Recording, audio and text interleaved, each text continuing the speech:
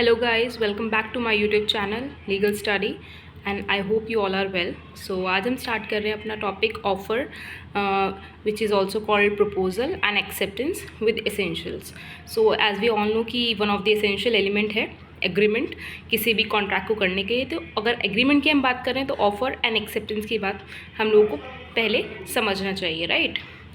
So offer and proposal हम पहले video में भी डिस्कस कर चुके हैं इन चीज़ों को, लेकिन इस वीडियो में हम इसे डिटेल में समझेंगे ऑफ़र एंड एक्सेप्टेंस क्या है, राइट।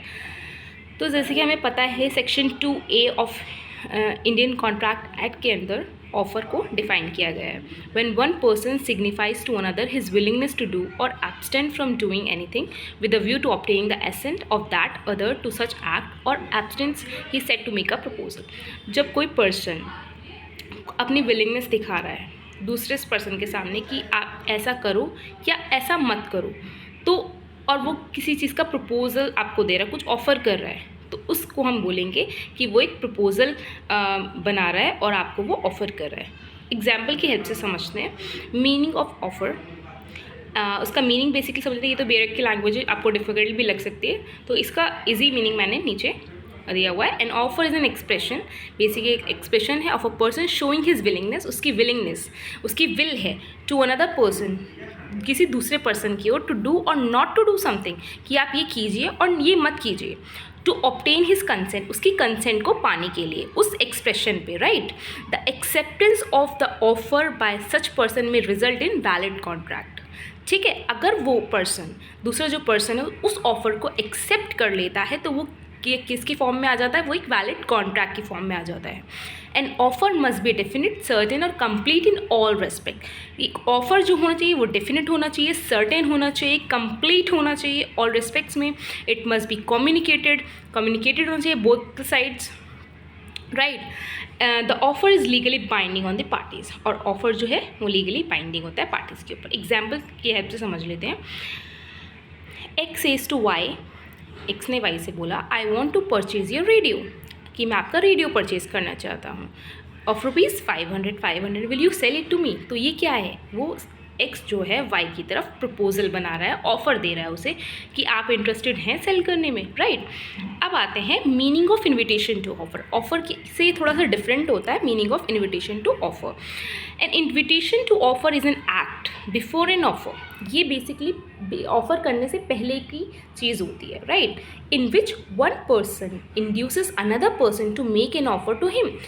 अगर अभी आपको ये मतलब एक जो पर्सन है वो अपनी तरफ अट्रैक्ट कर रहा है, इंड्यूस कर रहा है दूसरे पर्सन की, आप आइए, आप ऑफ़र मुझे कीजिए आप। It is known as an invitation to offer when appropriately responded by the other party. अगर दूसरी पार्टी ने इसके ऊपर रिस्पॉन्ड किया, an invitation to offer result in offer, और ये इन्विटेशन टू ऑफर किसके फॉर्म में आता है, फिर ऑफर के फॉर्म में आ जाता है। It is made to the general public with intent to receive offers and negotiate the terms on which the contract is created. Basically ये जनरल पब्लिक के लिए होता है। एग्जाम्पल के लिए, क्योंकि आपको डिफ़िकल्ट लग रहा होगा थोड़ा समझने में कि ये इन्विटेशन टू ऑफर क्या है, बट इसको एग्जाम्पल के हेल्प से समझते हैं। लाइक आप देखा होगा आपने कि बहुत सारी शॉप्स खुली होती हैं, ठीक है, उन्होंने अपने दुकान पर अपने अलग अलग प्रोडक्ट्स रखे हुए होते हैं, राइट। तो वो तो आपको ऑफ़र नहीं कर रहे हैं, लेकिन वो सिर्फ इन्विटेशन टू ऑफर है। अब आप ऑफ़र करोगे उनको जाके, लाइक आप कस्टमर हो तो आप बोलोगे कि हाँ मैं आपकी इस प्रोडक्ट में इंटरेस्टेड हूँ, लाइक फ़ोन, कोई मोबाइल फ़ोन है, हाँ मैं इस मोबाइल फ़ोन को परचेज़ करने में इंटरेस्टेड हूँ। तो आप क्या कर रहे हो वहाँ पे, आप ऑफ़र कर रहे हो, ठीक है। और जो शॉप वाला है वो इन्विटेशन टू ऑफ़र कर रहा है जनरल पब्लिक को, तो आप वन ऑफ द कस्टमर हो उसमें से जो कि ऑफ़र बना रहे हो, ठीक है। अब एक्सेप्टेंस कौन देगा उस केस में, एक्सेप्टेंस देगा शॉप वाला। अगर उसे आपका ऑफ़र जो है ठीक लगा, सर्टेन लगा, तो वो उसको एक्सेप्ट कर लेगा, ठीक है। लाइक यहाँ पे एग्जांपल्स भी दिए हुए हैं। Menu card of a restaurant showing the prices of food items. अब आप किसी रेस्टोरेंट में जाते हो तो वहाँ पे पूरा मेन्यू कार्ड होता है, आपको दिखाते हैं अलग अलग फूड आइटम्स के अलग अलग प्राइजेस होते हैं। तो आपको जो आपका उसमें आपको फेवरेट होता है, जो आपको लाइक करते हो, जिस चीज़ को आप उसको ऑर्डर करते हो, राइट। तो वही चीज़ है इन्विटेशन टू ऑफर। अब सेकेंड एग्जाम्पल है railway time table on which the train timings and fares एंड शॉन। उसमें वो ट्रेन की टाइमिंग्स लिखी होती हैं, फेयर्स लिखे होते हैं कि कौन सी ट्रेन कितने आपको फेयर पड़ेगा, कौन से टाइमिंग में। तो आपको जो आपको सूटेबल होता है वो ले लेते हो, गवर्नमेंट टेंडर्स। तो ये सारे एग्जाम्पल्स हो गए। अब यहाँ पे एक केस लॉ भी है जो कि इंपॉर्टेंट है एग्जाम के पॉइंट ऑफ व्यू से, हार्वे वर्सेस फेसी का.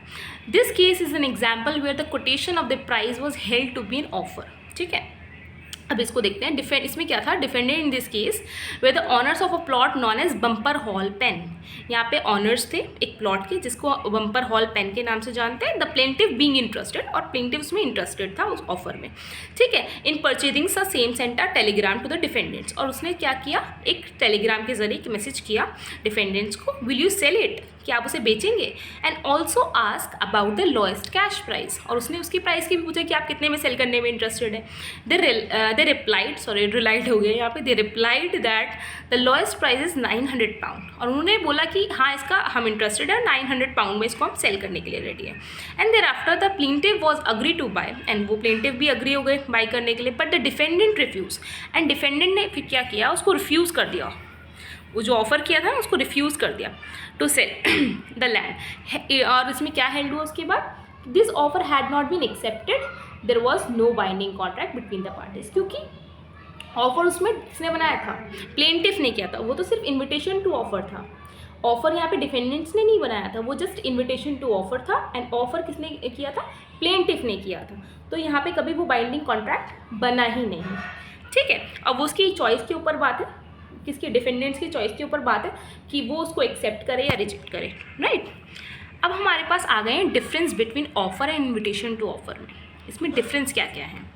ठीक है, मीनिंग इसका दिया हुआ है, when one person expresses his will to another person to do or not to do something to take his approval is known as an offer. वही जब वन पर्सन अपनी कोई विल एक्सप्रेस करता है दूसरे पर्सन को कि आप ये कीजिए, ये कीजिए या ये नहीं कीजिए, तो उसको हम ऑफर ही मान लेते हैं. लेकिन इन्विटेशन टू ऑफर में ऐसा नहीं है. When a person expresses something to another person, किस दूसरे पर्सन को, टू इन्वाइट हिम, इन्वाइट कर रहा है, टू मेक एन ऑफर कि आप ऑफर आके बनाइए, it is known as invitation to offer. ठीक है, अब ये जो ऑफर है हमारा section 2A of Indian contract act में डिफाइन है, लेकिन इन्विटेशन टू ऑफर एक्ट में डिफाइन नहीं है. ऑब्जेक्ट क्या है इसका, to enter into contract, basically contract में एंटर कराना. बट इन्विटेशन टू ऑफर में क्या इसका ऑब्जेक्ट होता है, to receive offers from people, लोगों से ऑफर्स को रिसीव करना. एंड नेगोशिएट द टर्म्स, और टर्म्स को नेगोशिएट करना on which the contract will be created. Essentials क्या है, essentials to make an agreement, yes इसके एसेंशियल्स हैं, इसमें कोई नहीं है. ठीक है, नेक्स्ट, अब नेक्स्ट हमारा जो है एक्सेप्टेंस. एक्सेप्टेंस क्या कहता है हमारा, एक्सेप्टेंस हमारा डिफाइन है सेक्शन 2B में of Indian contract act. When the person to whom the proposal is made, जिस पर्सन को प्रपोजल दिया गया है, signifies his assent thereto, अगर वो अपनी एसेंट उसके ऊपर देता है उस प्रपोजल के ऊपर, the proposal is said to be accepted, तो उस प्रपोजल को क्या माना जाएगा, एक्सेप्टेड माना जाएगा, उस ऑफर को एक्सेप्टेड माना जाएगा. A proposal when accepted become a promise, और जब कोई ऑफर एक्सेप्ट कर लिया जाता है तो वो एक प्रॉमिस बन जाता है. ईजी लैंग्वेज में मीनिंग समझते हैं इसका. Acceptance means giving consent to the offer, आपने उसको अपने ऊपर कंसेंट दे दी है कि हाँ मैं इंटरेस्टेड हूँ इस ऑफर करने के लिए, आपने एक्सेप्ट कर लिया उसे. It is an expression by the offeree of his willingness to be bound by the terms of the offer, उसको बाउंड कर लेना. एग्जाम्पल की हेल्प से समझते हैं. A offers to sell his bike to B, A ने offer किया अपनी बाइक बी को सेल करने के लिए, कितने में, 1 लाख रुपए में. B agree to buy the car, और बी एग्री भी हो गया उस चीज़ के लिए. B's act is an acceptance, और बी की जो एक्ट है उसको क्या बोलेंगे हम, एक्सेप्टेंस बोलेंगे. ठीक है, अब इसके कुछ एसेंशियल एलिमेंट्स हैं, लाइक रिक्विसाइड्स हैं, जो कि उसको वैलिड एक्सेप्टेंस बनाते हैं. वो क्या है, वी हैव 4 एक्सेप्टेंस है. The first one is acceptance should be communicated by the offeree to the offerer. Basically जो आप एक्सेप्टेंस दे रहे हो वो कम्युनिकेटेड होनी चाहिए. मतलब ऐसा नहीं कि हाँ आपने उसको अपने दिल में रखी बात कि हाँ हाँ ठीक है मैं एक्सेप्ट कर रहा हूँ, लेकिन आपने उसको कम्युनिकेट ही नहीं किया, तो वो एक एक्सेप्टेंस तो मानी नहीं जाएगी ना. आपको उसको कम्युनिकेट करके बताना होगा दूसरी वाली पार्टी को कि हाँ मैंने आपकी ऑफर को एक्सेप्ट किया है. राइट, तो वो कम्युनिकेटेड होनी चाहिए. Communication must be made by offeree और हिज ऑथराइजेशन. अगर आप कम्युनिकेट कर रहे हो तो आप या तो ऑफरी को कम्युनिकेट करोगे जिसने आपको ऑफर किया है, या उसके कोई ऑथराइज एजेंट द्वारा. ठीक है, दोनों में से किसी एक कोई जो कम्युनिकेशन की जा रही है वो की जानी चाहिए. तो आप ऑफरी को करो या उसके ऑथराइज एजेंट को करो. ठीक है, कम्युनिकेशन टू रॉन्ग पर्सन, अगर आपने कम्युनिकेट किसी रॉन्ग पर्सन को कर दिया है तो उस केस में तो एक वैलिड कॉन्ट्रैक्ट और एग्रीमेंट बन ही नहीं सकता है. तो आपको रॉन्ग पर्सन ही, आपको उसी पर्सन को जिसको आपने ऑफर करना है उसी पर्सन को आपको कम्युनिकेट करना होगा, ठीक है। Acceptance of offer by conduct, आपको कंडक्ट अपना जो भी उसके रिक्विजिट्स हैं, लाइक जो टर्म्स एंड कंडीशंस को फॉलो करते हुए उसकी कंडक्ट के अंडर आपको एक्सेप्ट करना होगा ऑफर को। इम्प्लाइड एक्सेप्टेंस, आप इम्प्लाइड लाइक आप ऑफर को एक एक्सप्रेसली एक्सेप्ट करते हो, एक इम्प्लाइडली भी करते हो। एक्सप्रेस लाइक आपने फ़ोन करके बोल दिया, आपने ईमेल कर दिया, आपने लेटर भेज दिया, तो वो तो एक्सप्रेस वेज हो गए। अगर इम्प्लाइडली भी करता है तो उसके आप इम्प्लाइडली भी एक्सेप्टेंस कर सकते हो, लाइक कोई एक्ट करके, कोई आपने ऐसा एक्ट कर दिया जिससे कि वो एक वैलिड एक्सेप्टेंस मान ली गई आपकी। Acceptance by post and Telegram, आपकी एक्सेप्टेंस पोस्ट के द्वारा भी, टेलीग्राम द्वारा, किसी भी जरिए से आप एक्सेप्टेंस अपनी दिखा सकते हो। एब्सोल्यूट एंड अनकंडीशनल एक्सेप्टेंस, जो आप एक्सेप्टेंस दे रहे हो वो एक तो एब्सोल्यूट होना चाहिए और अनकंडीशनल। आप लाइक फॉर एग्जांपल कि आप किसी ने आपको ऑफर किया, मैं 500 में आपको रेडियो सेल कर सकता हूँ, और आप बोल रहे हो काउंटर ऑफर दे रहे हो कि मैं आपको नहीं, मैं 400 में खरीदने में इंटरेस्टेड। तो यहाँ पे क्या हो रहा है, आप कंडीशन दे रहे हो, आप ऑफर को एक्सेप्ट नहीं कर रहे हो, आप यहाँ कंडीशनल लगा रहे हो, ठीक है। तो यहाँ पे आपकी जो एक्सेप्टेंस है वो अनकंडीशनल हो और एब्सोल्यूट होनी चाहिए, राइट। अब आते हैं, acceptance should be made in some usual and reasonable manner. Basically जैसे जो भी कॉन्ट्रैक्ट्स होते हैं वो यूजुअल मैनर्स में होते हैं, लाइक जो भी एक प्रोसीजर होता है वो फॉलो किया जाता है एंड यूजुअल मैनर में उसको कंप्लीट कराया जाता है। या रीजनेबल मैनर, कोई भी सर्टेन मैनर होना चाहिए, अनसर्टेन मैनर नहीं होना चाहिए, अनरीजनेबल कोई मैनर नहीं आप फॉलो कर सकते उस ऑफर एक्सेप्टेंस को दिखाने के लिए, ठीक है। आपको क्या करना है, सम यूजुअल एंड रीजनेबल मैनर को फॉलो करना है एक्सेप्टेंस देने के लिए।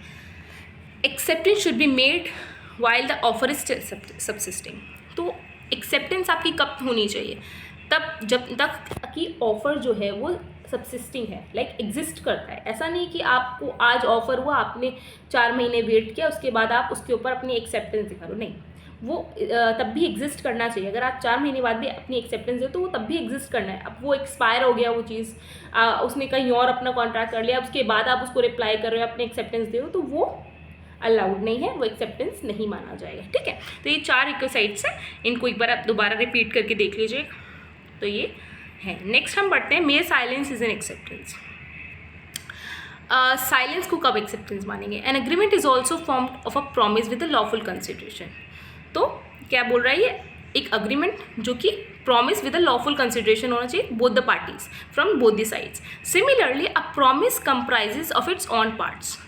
Offer and acceptance, you know that कि offer and acceptance से ही बनता है। This is where the whole idea begins. An offer is made by one individual or a group to another individual or group, 2 parties हो गई, in order to seek an acceptance from other party. If an offer is accepted by valid means, अगर valid means accepted हुआ है तो the proposal becomes a promise, तो proposal क्या बन जाता है, promise बन जाता है। All this process sounds like an easy path to follow, ये बहुत ईजी लगता है but sometimes it can be confusing, right. The problems arise a lot in the first stage itself, that is making an offer and its acceptance, ठीक है।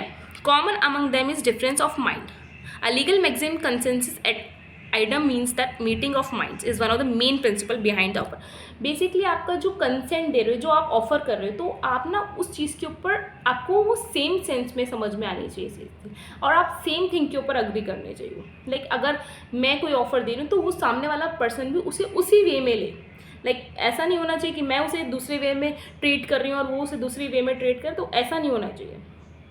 ये clear होना चाहिए ये चीज़, ऑब्जेक्ट जो है क्लियर होना चाहिए and accept. Therefore acceptance should be absolute and unqualified just like the offer. तो एक्सेप्टेंस भी आपकी क्या होनी चाहिए, एब्सोल्यूट होनी चाहिए, अनक्वालिफाइड होनी चाहिए, जैसे कि ऑफर हुआ है, ठीक है। Next, when can silence be a valid acceptance, कब साइलेंस भी एक वैलिड एक्सेप्टेंस मानी जाएगी। From the earlier stated definition of acceptance it is clear that N acceptance should B signified. It can be done in various way, it can B इधर expressed acceptance और implied one.